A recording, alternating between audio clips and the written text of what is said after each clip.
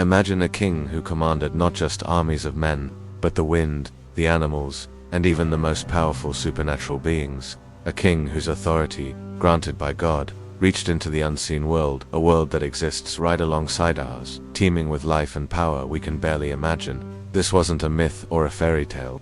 This was the reality for Prophet Suleiman or Solomon, a man revered for his incredible wisdom and his extraordinary kingdom. In the heart of his court in Jerusalem, a court filled with ministers, scholars, and beings of smokeless fire, a grand challenge was about to unfold. It was a test of power that would reveal a cosmic hierarchy few have ever truly seen.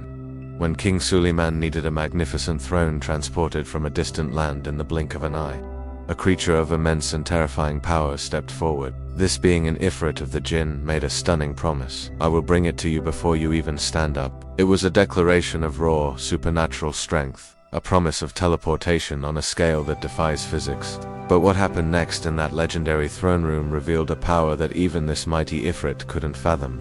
It was a power that didn't roar or boast, a power that moved in silence, a power that came not from the chaotic energy of fire, but from the calm certainty of divine knowledge. This is the story of the Ifrit, but it's really a story about what true power looks like, and how the mightiest physical force can be humbled by a single, sacred secret. Section 1. The world of the unseen. Before we step into Suleiman's court, we have to understand the world he commanded. Islam presents a cosmos that isn't empty, but humming with life beyond what our eyes can see. This is the realm of the Ghaib, the unseen. In this realm, you have the angels, created from pure light, and another creation, mysterious and complex, the Jinn. The Quran tells us that while humans were made from clay, the Jinn were created from a smokeless fire. This gives them abilities that seem magical to us. They can be invisible, travel at incredible speeds, and possess superhuman strength. But they aren't simple spirits. Like us, they were created to worship God, and like us, they have free will. This is so important. The Jinn aren't just one big force of evil. They are a diverse creation. They have their own nations, tribes, and societies. There are good, believing Jinn, and there are disbelieving, mischievous, and truly evil Jinn. They're basically a parallel creation, living among us but hidden from our senses, going through their own tests of faith. And within this vast creation, there are different types and different levels of power. There are common Jinn, shape-shifting gil, that haunt lonely places, and the powerful, often arrogant, Merid. And then, there's the one we're here to talk about. A class of Jinn so formidable, so famous for its strength and rebellious nature, that its name has become a synonym for overwhelming power, the Ifrit. So, what does Ifrit even mean? The term itself points to something overwhelmingly powerful, cunning, and rebellious. In the Quran, the word isn't a personal name, but a title, a classification. It's like calling a ruler Pharaoh or Caesar. When the Quran uses this term, it says an Ifrit from among the Jinn, making it clear that this is a specific kind of Jinn, one that is exceptionally powerful and not to be trifled with. And it's one of these beings, an Ifrit of the Jinn, who is about to step onto the world stage, into the court of the only man on earth who could command it. Section 2. The court of a king. To feel the weight of this moment, you have to picture the scene. Prophet Suleiman's kingdom was like no other. His father, Prophet Daud or David, had built a powerful state. Suleiman inherited it and prayed for a kingdom that no one after him would ever have, and God granted it. This wasn't just a kingdom of land. Allah gave him the ability to understand the language of animals. He gave him command over the winds, which he could use as a vehicle for his armies. And most amazing of all, he was given power over the Jinn. The Quran talks about the Jinn working for Suleiman. They were his builders and deep-sea divers, constructing amazing palaces and retrieving pearls from the bottom of the ocean. They were a supernatural workforce, their immense power put to use by a prophet of God. The main political drama of the time involved a powerful kingdom to the south, the land of Sheba in modern-day Yemen. It was ruled by a wise and powerful queen, known in Islamic tradition as Bilqis. She and her people were rich and advanced, but they made a huge spiritual mistake. They worshipped the sun. The story kicks off with a tiny messenger, a hoopoe bird, one of Suleiman's subjects, comes back from a trip with incredible news about Sheba, its queen, and their sun worship. Suleiman, acting as a messenger of faith, writes a letter inviting the queen and her people to give up their false gods and submit to the one true God. The queen, a smart leader, doesn't just ignore the letter. She asks her advisors, who beat their chests and talk about their military strength. But the queen is wiser. She senses the spiritual power in Suleiman's message and decides against a fight. Instead, she sends a gift to test him. Is he just a greedy king, or a true prophet? Of course, Suleiman rejects the gift. He tells her messengers that what God has given him is far greater than any treasure. He then sends them back with a clear message: come to me in submission to God, or I'll bring an army you can't possibly defeat. Faced with this power, Queen Bilqis decides to travel to Jerusalem herself to meet this prophet king. It's right here, with the queen on her way, that Suleiman gathers his unique court. He wants to perform a miracle so reality-bending that it will shatter the queen's worldview and open her heart to the truth. He looks out at his assembly of men, jinn, and animals, and lays down a challenge. Section 3. The impossible challenge, O chiefs, Suleiman announces, his voice full of authority. Which of you can bring me her throne before they come to me in submission? Think about how wild this request was. This wasn't just a chair. The throne of Bilqis was the symbol of her kingdom's power and identity. Islamic tradition describes it as a massive, magnificent throne made of gold and silver, covered in jewels. It was a masterpiece, locked away deep inside her palace, hundreds of miles away in Yemen, and you can bet it was heavily guarded. The task was impossible for any human. The journey from Jerusalem to Sheba took months. To move a giant throne that distance would be a massive operation, but Suleiman didn't want it in months or weeks. He wanted it now. He wanted it in his court before the queen even got there. This wasn't about stealing something or showing off for his own ego. It was a spiritual strategy. By having her throne waiting for her, Suleiman would prove his power wasn't of this world. It would show her that real authority doesn't come from a golden chair, but from the Creator who could move that chair across the world in an instant. It was an invitation to faith, delivered through a sign she couldn't possibly deny.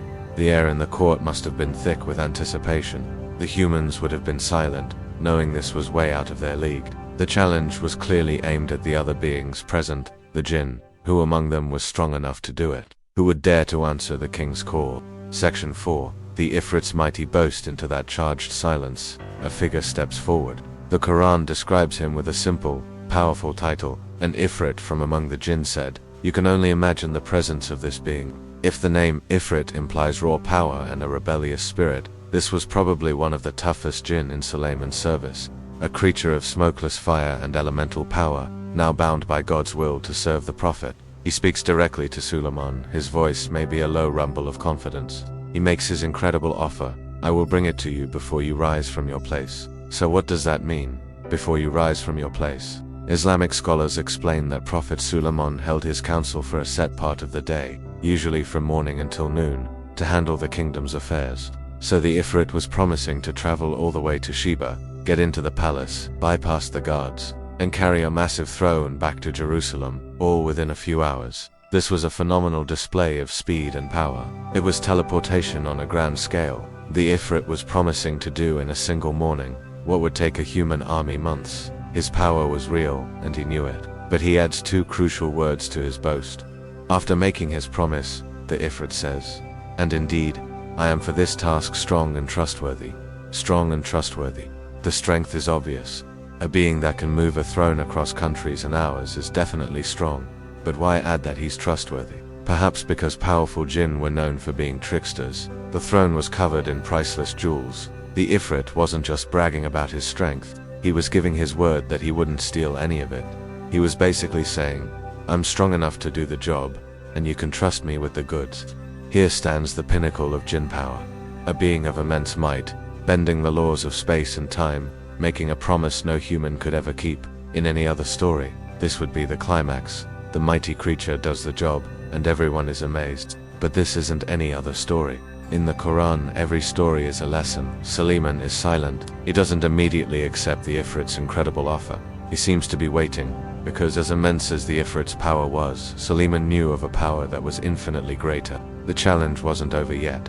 Section 5. What exactly is an Ifrit? The Ifrit's boast hangs in the air, a testament to the power of the unseen world. But before we get to the finale, let's figure out what this creature really is. The word Ifrit only appears once in the entire Quran, right here in this story. That makes its appearance incredibly impactful. The Quran is precise, no word is wasted. Using this specific title means this was no ordinary Jinn.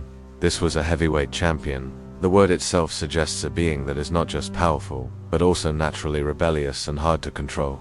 Even though this Ifrit was serving Prophet Suleiman, Its very nature hinted at a primal, chaotic energy. In Islamic folklore that grew over the centuries, this image of the Ifrit was dialed up. They became known as huge, winged creatures of fire and smoke, living in ruins and desolate places. Stories in books like 1001 Nights often show them as powerful, evil beings who could be trapped or enslaved by magic. That fiery demon is what most people think of today, but it's important to separate that later folklore from the original Islamic sources, the Quran and the Hadith. The sayings of Prophet Muhammad, peace be upon him. The Hadith give us another key look at an Ifrit's nature, and it confirms they can be hostile. In a famous account, Prophet Muhammad was praying when an Ifrit appeared with a torch of fire, trying to attack him and ruin his prayer. But the Prophet wasn't helpless. With God's permission, he was able to overpower the Ifrit and seize it. He even considered tying it to a pillar in the mosque for everyone to see. But then he remembered the special prayer of his brother, Prophet Suleiman, "My Lord, grant me a kingdom such as will not belong to anyone after me." Out of respect for the unique gift Allah had given Suleiman dominion over the Jinn, the Prophet let the defeated Ifrit go. This event tells us a lot. It confirms Ifrits can be aggressive towards believers. It shows their connection to fire. But most importantly, it shows their power isn't absolute. They can be beaten by seeking refuge in Allah and through the divine strength given to the prophets. So we have two scriptural accounts. In Suleiman's court, an Ifrit that is powerful but also trustworthy, serving a divine purpose. In Prophet Muhammad's time, an Ifrit that is hostile, an enemy to be fought off. Together, they show that Ifrit describes a capacity for immense power that, like human strength, can be used for different things. It's not automatically good or evil, but its power is terrifying and often leans toward chaos. This is the creature that made the boast. Section 6. A power beyond might. Back in the court, the Ifrit's offer is still on the table. A throne, delivered in a few hours, a feat of incredible supernatural power. Everyone waits for the king's command. And then, another voice speaks up.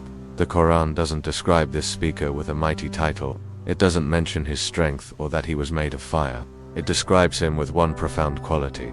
The one who had knowledge of the book said the one who had with him knowledge from the scripture. This wasn't a jinn, this was a man, a human from Suleiman's court. He steps up to challenge the Ifrit, not with a bigger boast of strength, but with a quiet, stunning statement. He looks at Prophet Suleiman and says, "I will bring it to you before your glance returns to you. Before your glance returns to you." The blink of an eye, the Ifrit had offered to bring the throne in a few hours. This man was offering to bring it instantly. The Ifrit's power, as amazing as it was, still had to work with time and space. He had to travel there and back, even at crazy speeds. This new offer went beyond that completely. It wasn't about moving an object from point A to point B. It was about making point B appear right here at point A. It was a power that made the Ifrit's raw physical might look slow and clumsy. The Quranic story is beautiful and brief. There's no long, dramatic pause. Suleiman hears the offer, he gives his approval, maybe with just a nod. He looks out for a moment, and then his gaze returns. And in that split second, the impossible happens. So when he saw it placed firmly before him, he said, "This is from the bounty of my Lord, .. single quotes Surah An-Naml then. When Suleiman saw it placed firmly before him, ... The throne was there, the magnificent jewel-encrusted throne of the Queen of Sheba, which a moment ago was in a palace hundreds of miles away, was now sitting in the court of Jerusalem. It hadn't been flown through the air, it hadn't been carried, it had just appeared. The feat was done in the literal blink of an eye.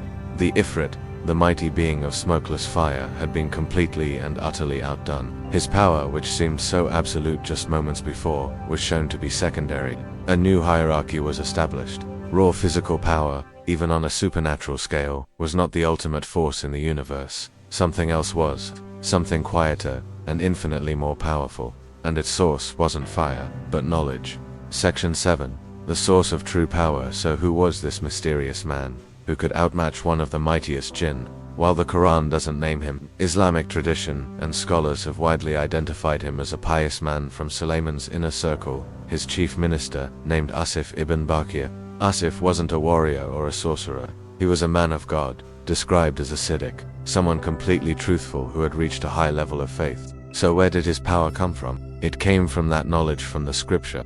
But what was this knowledge? The overwhelming consensus is that Asif ibn Bakir knew the greatest name of Allah is Allah. This is the idea in Islam that there is a name, or a combination of names, of God that, if used in a prayer, will guarantee that prayer is answered.